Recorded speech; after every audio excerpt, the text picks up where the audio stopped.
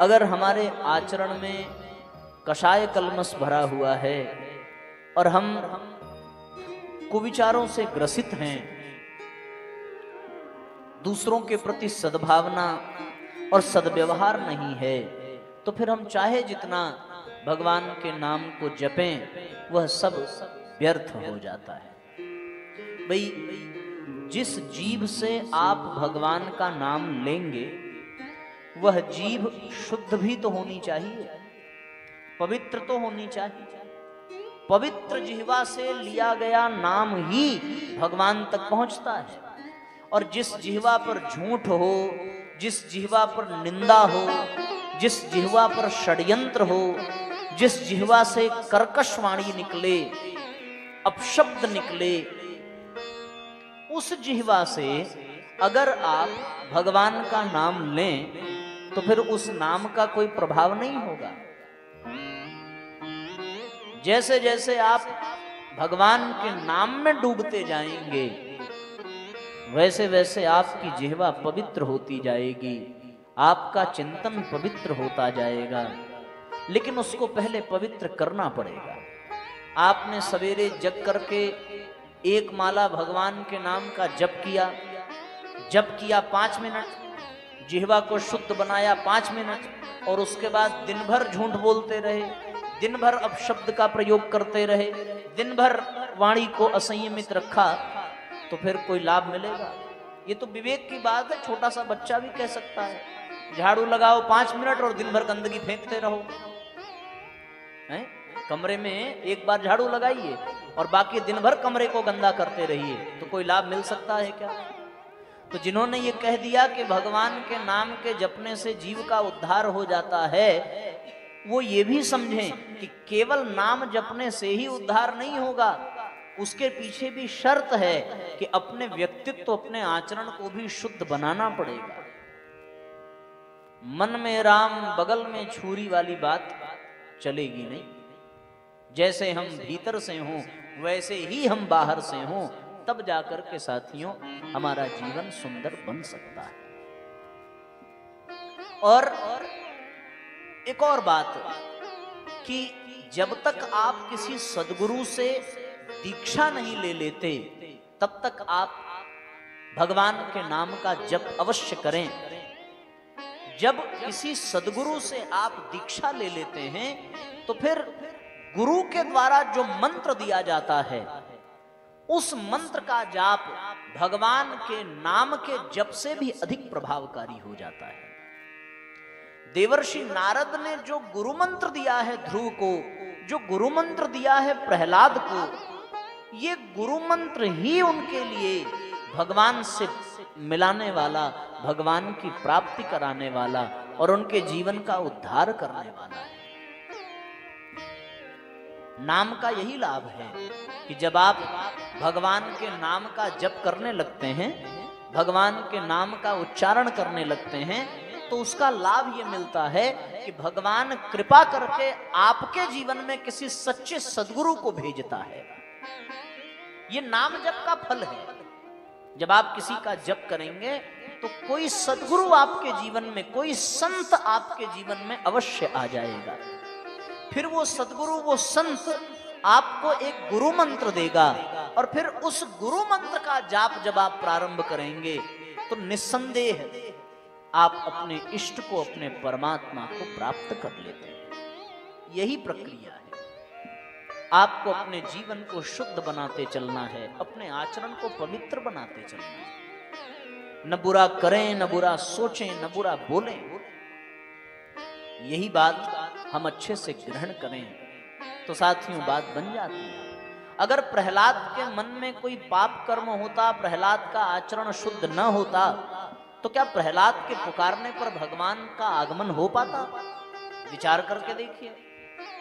हिरण्याक्ष का भाई हिरण्यकश्यप हिरण्याक्ष के वध का बदला लेने के लिए भगवान विष्णु से बैर करता है और भगवान विष्णु को मारने के लिए वो ब्रह्मा जी को प्रसन्न करता है और आशीर्वाद मांगता है कि न दिन में मरूं, न रात में मरूं, न सुबह मरूं, न शाम को मरूं, न घर में मरूं, न बाहर, न मनुष्य से, न किसी ब्रह्मा जी के द्वारा बनाए गए किसी भी प्राणी से न मरूं, न ऊपर न नीचे। यहां तक कि उसने कहा कि 12 के 12 महीने में किसी दिन न मरूं। अब उसने अपने आप को अमर मान लिया। न अस्त्र से मरूं, न शस्त्र से मरूं। सारे आशीर्वाद मांगे हैं उसने, और उसने आशीर्वाद मांगा, लेकिन अपने जीवन को वो शुद्ध बना ना सका। अत्याचार, अन्याय, अधर्म, दूसरों को पीड़ा पहुंचाना, दूसरों को कष्ट देना आसुरी प्रवृत्ति का है। और जब उसने देखा कि उसका पुत्र ही भगवान विष्णु के नाम का जप करता है, तो उसने अपने पुत्र के ही मृत्यु की योजना बना डाली। और अपने पुत्र को मारने के लिए कभी वो उसे खाई में फेंकवा देता, कभी पशुओं के द्वारा हाथी के पांव के नीचे दबाने का षड्यंत्र करता, कभी अपनी बहन होलिका को निर्देश दे देता अग्नि में जलाने के लिए। पर बार बार प्रहलाद सुरक्षित बच जाते। कारण केवल और केवल भगवान के नाम के प्रताप से। ये भगवान के नाम का प्रताप है साथियों। लेकिन ये लाभ प्रहलाद को केवल और केवल तब है जब प्रहलाद का आचरण, प्रहलाद का जीवन, प्रहलाद का व्यक्तित्व शुद्ध है, पवित्र है। अगर प्रहलाद के भी जीवन में पाप होता, दुर्व्यवहार होता, अगर प्रहलाद भी अपने पिता के द्वारा बार बार कष्ट पाने पर अपने पिता का अपमान करता, तो फिर भगवान ये सोचते कि भाई प्रहलाद तो खुद ही समर्थ है अपने पिता का अपमान करने में, हमें प्रहलाद को बचाने की क्या आवश्यकता। इसलिए सुखदेव जी कहते हैं परीक्षित से कि परीक्षित, केवल और केवल नाम जप करके प्रायश्चित करने मात्र से ही कल्याण नहीं होगा। पाप कर्म के प्रति जो हमारी वासना है, जो हमारा झुकाव है, उस पाप कर्म को छोड़ने की आवश्यकता है। इसके लिए साथियों, नाम जपने को, मंत्र के जप करने को उपासना कहते हैं। और उपासना का फल ये है कि जब आप उपासना करते हैं तो वो आपके जीवन के पाप को मिटाता है, इसमें कोई दो राय नहीं है। गुरु के द्वारा दिए गए मंत्र का जप करना, ये बात है। गोस्वामी जी लिखते हैं कि मंत्र महामणि विषय ब्याल के, मेटत कठिन कुंवंक भाल के। ये जो मंत्र है, ये जीवन के समस्त कठिन से कठिन प्रारब्ध को मिटा सकते हैं, लेकिन इसके साथ साथ जीवन की शुद्धता का भी होना आवश्यक है। इसलिए परम पूज्य गुरुदेव ने उपासना और उपासना के साथ साथ फिर साधना करने का निर्देश दिया है। और साधना में मुख्य रूप से अपने वाणी को शुद्ध करने का निर्देश पूज्य गुरुदेव देते हैं, क्योंकि जिह्वा ही ऐसी है जिससे हम लोग गुरु मंत्र जपेंगे, जिससे हम लोग गुरु जी का नाम जपेंगे, जिससे भगवान का नाम जपेंगे। और नाम जपें और गुरु मंत्र जपें, वो उसके लिए जीभ का उपयोग होगा। और अगर जीभ ही अशुद्ध हो तो फिर बात कैसे बनेगी। शरीर में सबसे मुख्य इंद्रिय अगर कोई है तो वो कौन सी है? जीभ है। क्योंकि बाकी इंद्रियों के एक ही काम है। मुंह का काम है केवल खाने का, आंख का काम है केवल देखने का, कान का काम है खाली सुनने का, नाक का काम है सूंघने का। लेकिन जीभ का एक काम नहीं है, जीभ का काम दो है, दुगना काम करती है जीभ। एक बोलने में और दूसरा स्वाद लेने में। इसलिए साधना का तात्पर्य है जिह्वा का संयम करना। किसका संयम करना? जीभ का संयम करना। बोलने के लिए वाणी का संयम का होना बहुत आवश्यक है। अगर हम अपनी वाणी को शुद्ध न कर सकें, वाणी को पवित्र न कर सकें, अपशब्द बोलना बंद न करें, क्रोध में बोलना बंद न करें, तो साथियों हमें जप का कोई लाभ मिलने वाला नहीं है। बहुत सुंदर दोहा है, आप लोगों ने सुना होगा। ऐसी वाणी बोलिए मन का आपा खोए। ऐसी वाणी बोलिए मन का आपा खोए। औरन को शीतल करें आप हूँ शीतल होए कबीरा आप हूँ शीतल हो। ऐसी वाणी बोलनी चाहिए जिससे कोई भी हमारा अपना बन जाए। हम लोग कैसी वाणी बोलते हैं? ऐसी वाणी बोलिए। कैसी? सुनते झगड़ा हो। ऐसी वाणी कि आदमी कहते हैं सांप का काटा हुआ बच जाता है, लेकिन अगर जबान का काटा हुआ हो तो वो कभी नहीं भूलता, जीवन भर याद रहता है।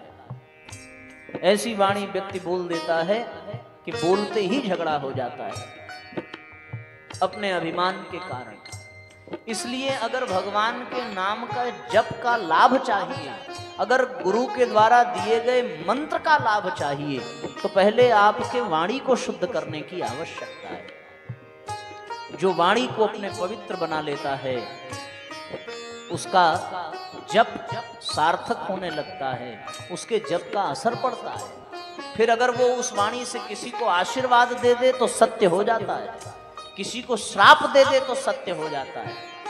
लेकिन उसके लिए पहले अपनी वाणी को शुद्ध और पवित्र करना पड़ता है, अपनी जिह्वा को शुद्ध करना पड़ता है। इसलिए साथियों, अपशब्द बोलने से हटना चाहिए।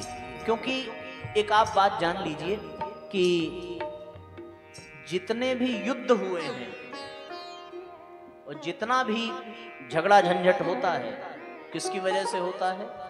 केवल जीभ की वजह से होता है। और आप शीशे में जाकर के देखना तो आप ये पाएंगे कि आपके ओठों का जो आकार है वो किसी धनुष के जैसा है। याद करो जरा, मोबाइल ले आए हो तो निकाल के देख लीजिए अपने ओठों को। हाँ, है कि नहीं? नीचे वाला जैसे प्रत्यंचा है, ऊपर वाला बिल्कुल धनुष की आकृति का। और इन ओठों के बीच में जो जीभ बैठी है ना, ये बाण का काम करती है।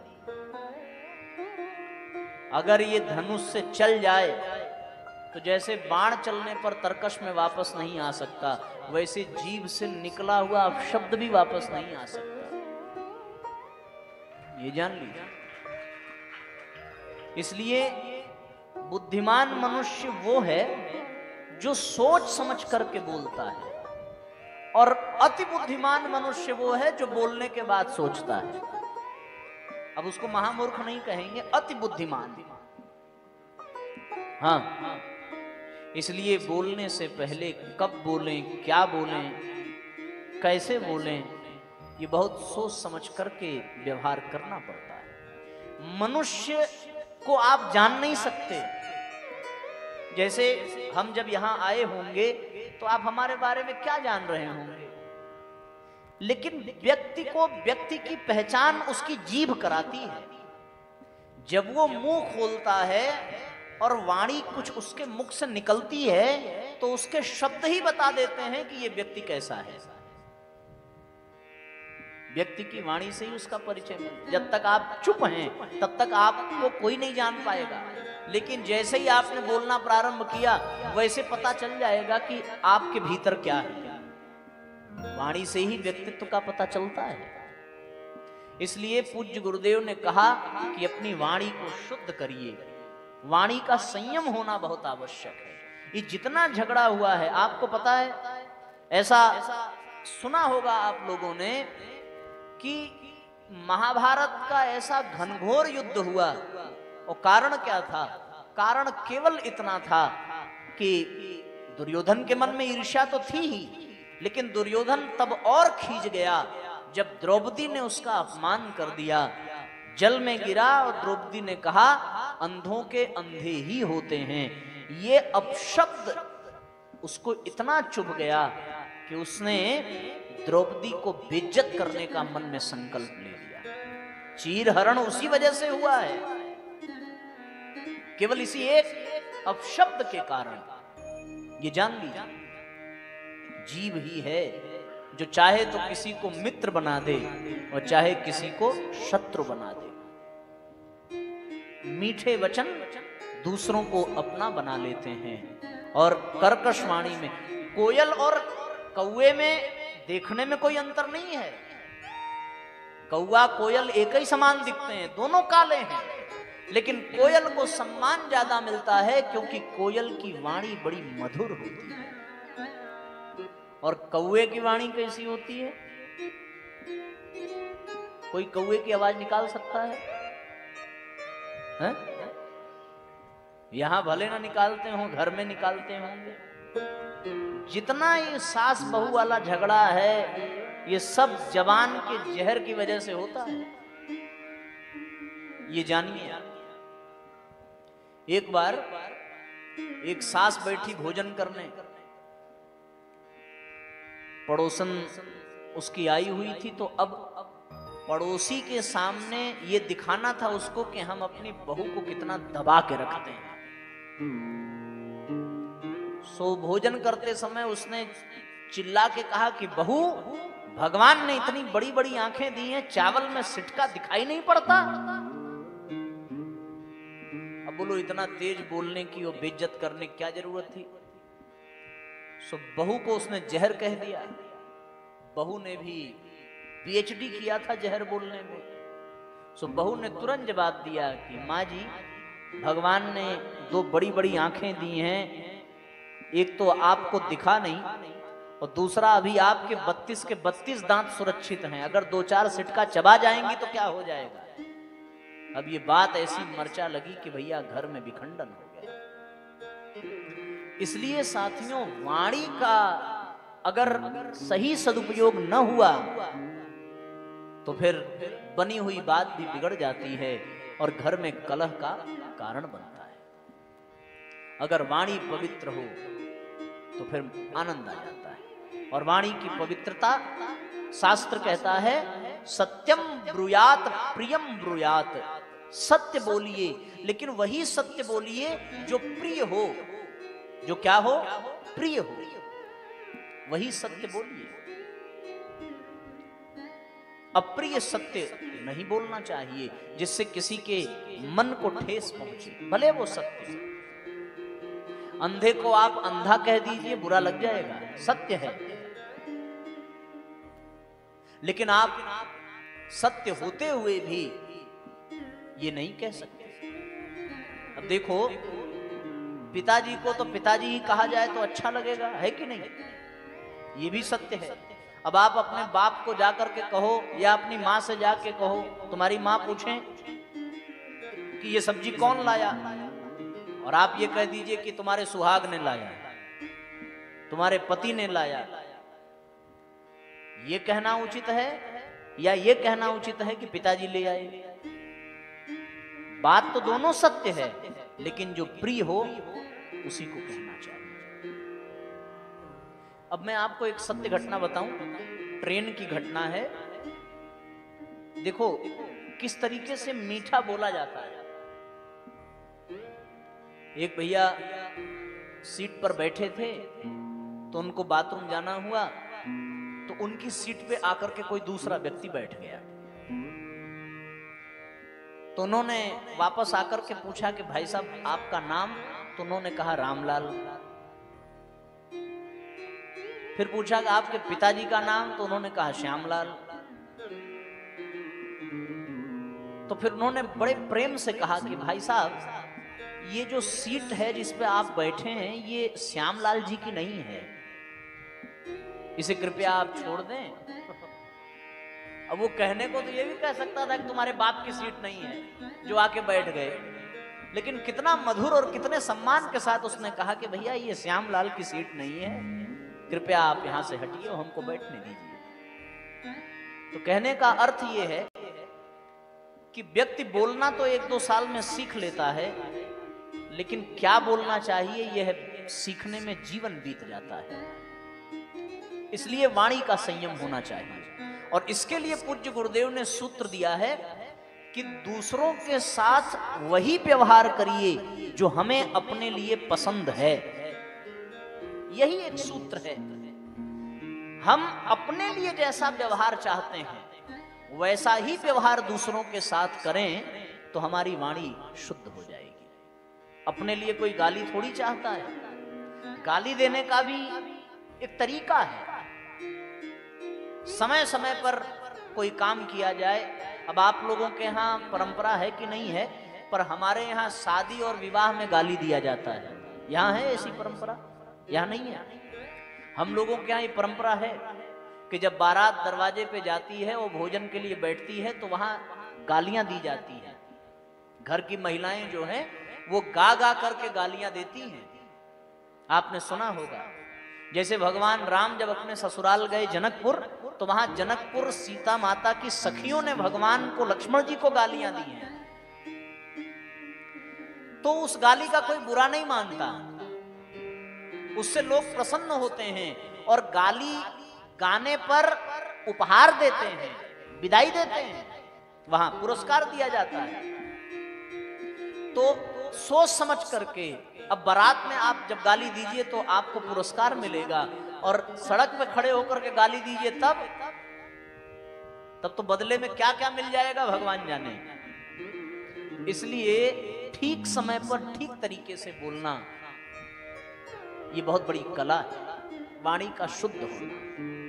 एक बात। दूसरा, जीभ का एक दूसरा भी काम है, और वो काम क्या है? ये बात मैं आपको इसलिए बता रहा हूं क्योंकि अभी हम आपको एक पल में बता दें कि प्रहलाद ने पुकारा, भगवान खंबा फाड़ करके आए, काम हो गया, कहानी खत्म। लेकिन प्रहलाद के पुकारने पर क्यों आए? क्यों? क्योंकि प्रहलाद की वाणी शुद्ध थी। जिस जीभ से उसने भगवान का नाम लिया, उस जीभ को कभी वो अपवित्र नहीं होने दिया। इसका मर्म यह है, जिह्वा का शुद्धिकरण होना बहुत आवश्यक है। वो अपने जीभ को पवित्र करिए।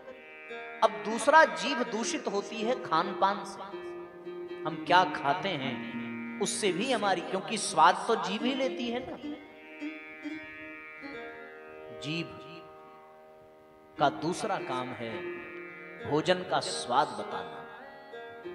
इसलिए जिह्वा को संयमित करने के लिए पूज्य गुरुदेव ने एक तो वाणी का संयम बताया, और एक जो है खान पान पर नियंत्रण करने का संयम बताया। तो हमारी वाणी के संयम के लिए गुरुजी ने कहा कि हमें सप्ताह में कम से कम एक दिन 2 घंटे का मौन व्रत रखने का अभ्यास करना चाहिए। क्या करने का?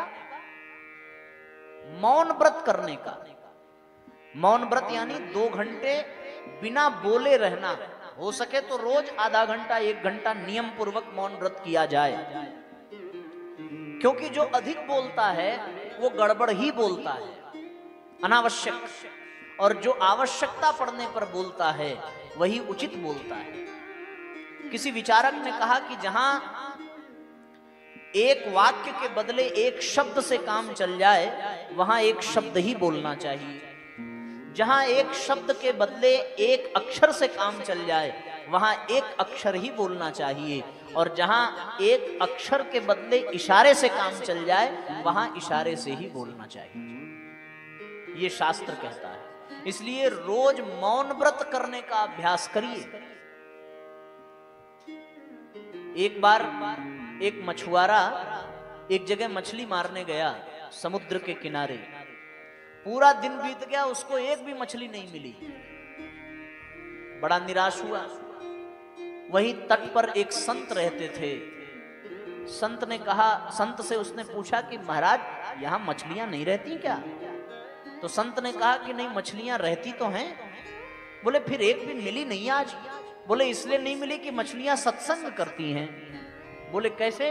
बोले जब हम शाम को यहाँ कथा सुनाते हैं तो वो मछलियां भी ध्यान से सुनती हैं। तो बोले कथा का उनके ऊपर क्या असर पड़ा?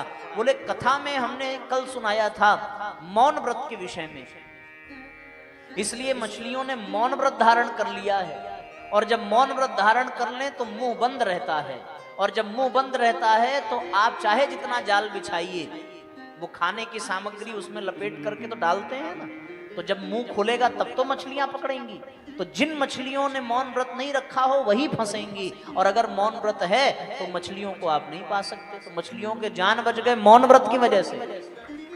संत का प्रभाव ऐसा पड़ा मछलियों के ऊपर, सोचो जरा।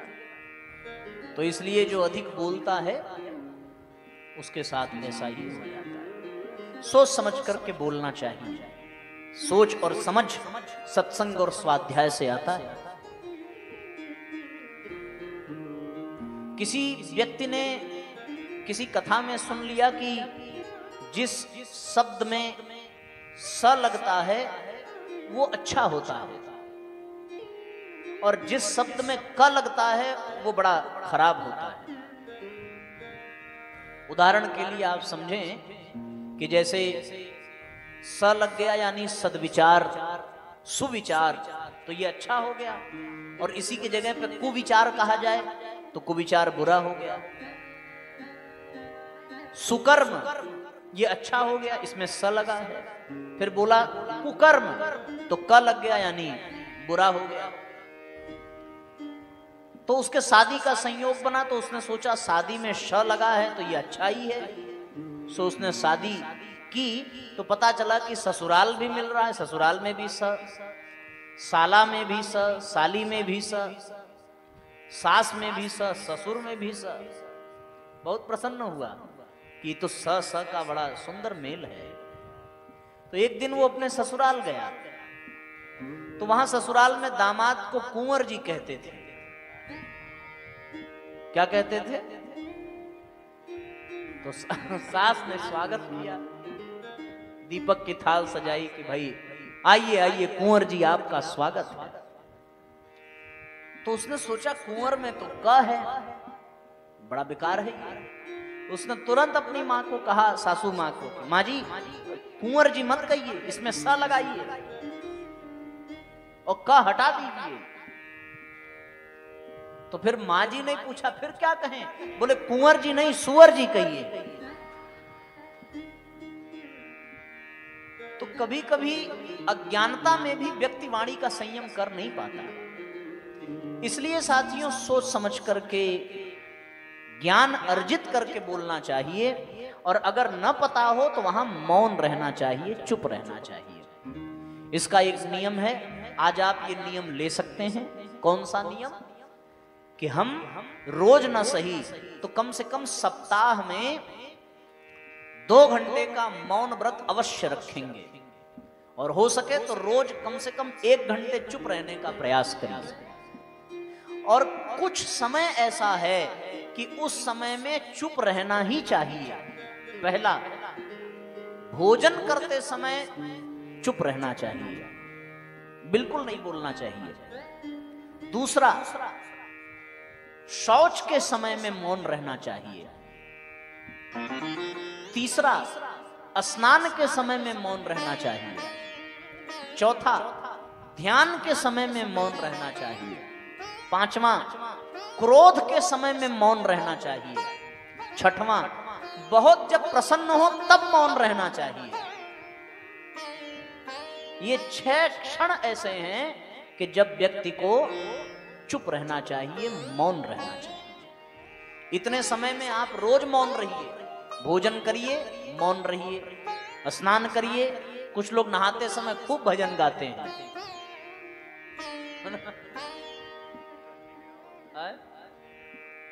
हाँ, ठंडी में और जितना ठंडी लगता है उतना ठंडे ठंडे पानी से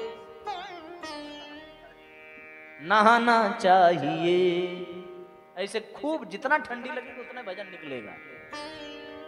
और यहाँ कथा में कह दिया जाए गाने के लिए तब आवाज नहीं आएगी, और बाथरूम में खूब गाएंगे जी भर के, बाथरूम सिंगर होते हैं। तो इन समयों पर मौन रहिए, चुप रहिए।